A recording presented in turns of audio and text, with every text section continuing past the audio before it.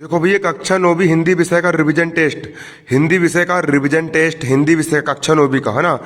हिंदी विषय का revision test पहला है सही विकल्प चुनकर लिखिए का पहला प्रश्न है, दो बेलों की कथा किस लड़ाई की ओर संकेत करती है? तो भारतीय स्वतंत्रता संग्राम की लड़ाई की ओर संकेत करती है। जो दो बेल की जो कहानी है, हीरा और मोती, वो बेल जो है जब भारत देश आजाद हो रहा था तब की बात है, तब की कहानी से लिए गए है ना। तो दो बेलों की कथा किस लड़ाई को संकेत करती है? भारतीय स्वतंत्रता संग्राम की लड़ाई की ओर। बछिया के ताऊ मुहावरे का अर्थ है मूर्ख व्यक्ति को बछिए का ताऊ बोलते हैं। अगर तुम्हारी क्लास में कोई भी बच्चा पगलाई करेगा, कुछ भी बोलेगा, तो उसको बोल देना, अरे तू तो पूरा बछिया का ताऊ है। बछिया का ताऊ मतलब मूर्ख व्यक्ति। तुम लोग बच्चिया के ताऊ हो रे, तभी तो नकल मार रहे हो और पेपर लिख रहे हो। सॉरी सॉरी सॉरी, है ना। मंदिर में कितनी पोथी रखी गई थी? मंदिर में भैया 103 पोथी रखी गई थी।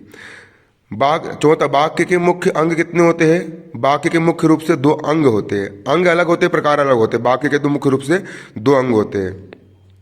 प्रश्न 5वां है, कालिंदी कुल कदम्ब की डारन में कौन सा अलंकार है? देखो, कालिंदी कुल कदम्ब की डारन, का चारू चंद्र की चंचल किरणें, चा चा चा चा चा, का यहाँ पर का, यहाँ पर का, यहाँ पर का। जहाँ पर एक ही वर्ण की बार बार आवृत्ति होती, जहाँ पर एक ही वर्ण बार बार आता है, वहां पर अनुप्रास अलंकार होता है। अनुप्रास अलंकार होता है, पढ़ाया था ना मैंने इसी चैनल पर, है ना। अनुप्रास अलंकार होता है। अगला, चुनकर रिक्त स्थान की पूर्ति कीजिए। अर्थ की दृष्टि से वाक्य 8 प्रकार के होते हैं। कितने प्रकार के होते हैं? 8 प्रकार के। सकारात्मक वाक्य, नकारात्मक वाक्य, विधिवाचक, प्रश्नवाचक, है ना, निषेधात्मक वाक्य, संकेतवाचक वाक्य। कुल मिलाकर के अर्थ की दृष्टि से वाक्य 8 प्रकार के होते हैं। नवरत्न में कौन सा समास है? नवरत्न में द्विगु समास है। नवरत्न, नव यानी 9, त्रिभुवन, है ना, चतुर, चौराहा, 4। जहां पर नव लिखा रहा है, त्रि लिखा रहा है, अष्ट लिखा रहा है ना। जहां पर भी शुरू में संख्या लिखी हो, जहां पर अगर शुरू में संख्या लिखी है, तो जहां पर शुरू में संख्या लिखी होती वहां पर हमेशा द्विगु समास होता है। पढ़ा चुका हूं कक्षा 9 के पूरे विषय, है ना, लेकिन बताना पड़ रहा है, तुम पढ़ा लिखा नहीं करते इसलिए। अगला, संगोष्ठी में सम उपसर्ग होता है। उपसर्ग किसको बोलते हैं? शुरू में जुड़ा होता है। सा और अम की बिंदु मतलब म, सम। समगोष्ठी में सम उपसर्ग होता है। संगोष्ठी में क्या होता है? सम उपसर्ग होता है।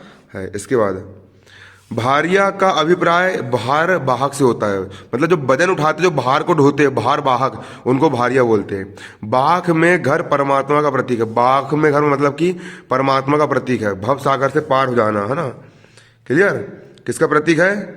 बाघ में घर। बाघ में घर किसका प्रतीक है? परमात्मा का प्रतीक है। इसके आगे और बना रहा हूं मैं, सेंड कर रहा हूं, उसको तुरंत लिख लेना, है ना। और कक्षा 9 यदि पूरी पढ़ाई करना, चैनल सब्सक्राइब कर लेना।